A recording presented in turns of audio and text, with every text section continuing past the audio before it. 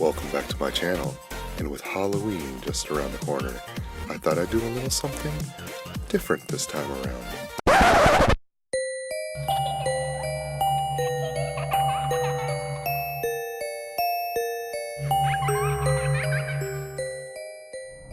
From books being moved mysteriously about the house, to windows opening and closing on their own, and to an antique doll that seems to have a mind of her own, the Weems Bhatt Museum is our number 5 haunt. The museum is located in Dumfries, Virginia, not too far from where we live today. It has been featured on Travel Channel's The Dead Files back on May 27th, 2017. And My Ghost Story in 2012.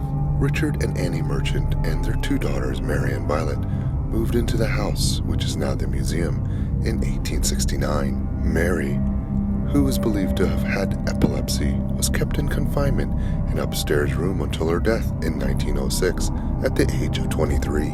Richard Merchant died soon after that same year. Violet moved away, but moved back home to care for her mother Annie until her death in 1952.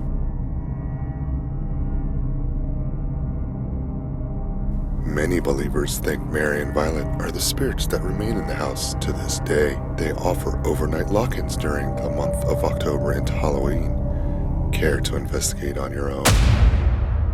Located in Manassas, Virginia, on Main Street in Old Town Manassas sits the Old Town Inn. At number 4 on our list, many employees and guests report strange sounds and sights at this location, especially in room 52 where Miss Lucy likes to make her presence known. Many believe that Miss Lucy, a young and playful spirit dating back to the time of the Civil War, is responsible for many of the occurrences in room 52.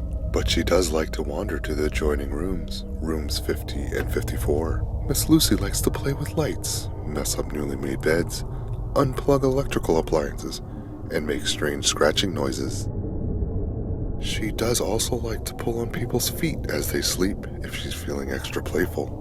Guests also report faucets turning on by themselves in their bathrooms and can feel someone watching them with interest.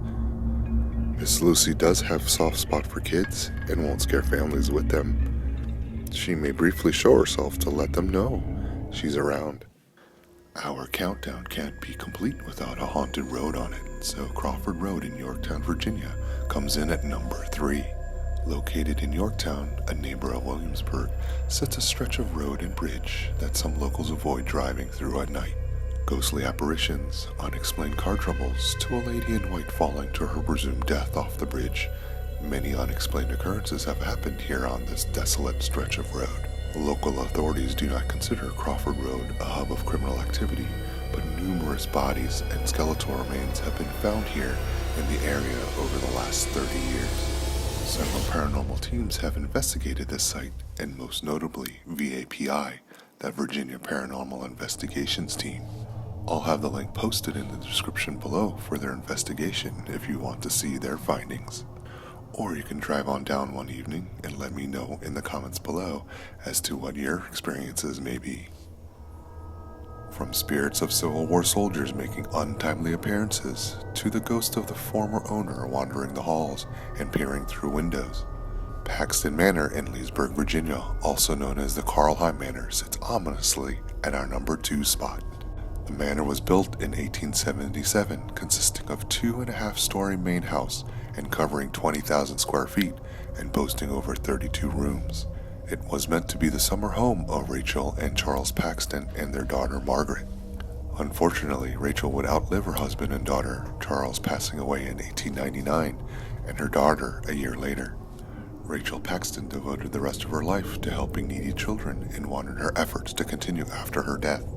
So the Margaret Paxton Memorial for Convalescent Children was created in 1921. The estate turned into an orphanage and then a child care center as it stands today. Paxton Manor now hosts a yearly haunted house Shocktober attraction at the manor. Boasting its haunted house is actually a haunted house. And overnight investigations are offered in the month of October and December. Celebrating its 10th season this year and named as the nation's 5th scariest haunted house.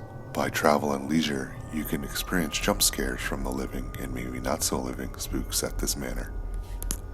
The Occoquan Inn comes in at our number 1 spot on our countdown.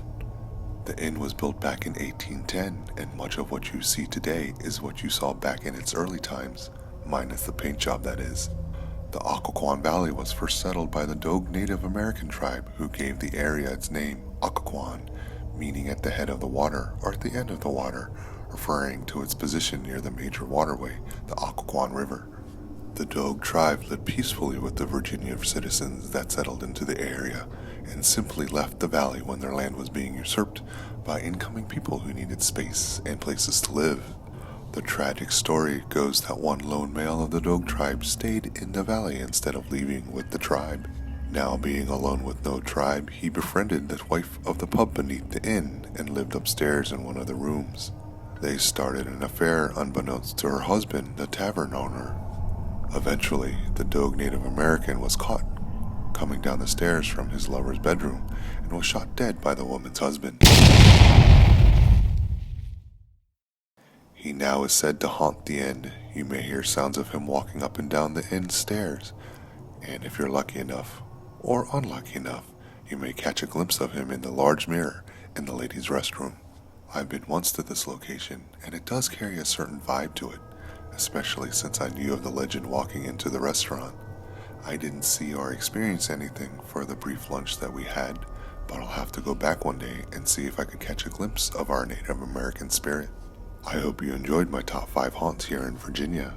Comment below if you've been to any of these locations, and if you had an experience, or if you know other locations that I could investigate. Please don't forget to subscribe, like, and share, and until next time, it's never too late to be the person you were meant to be.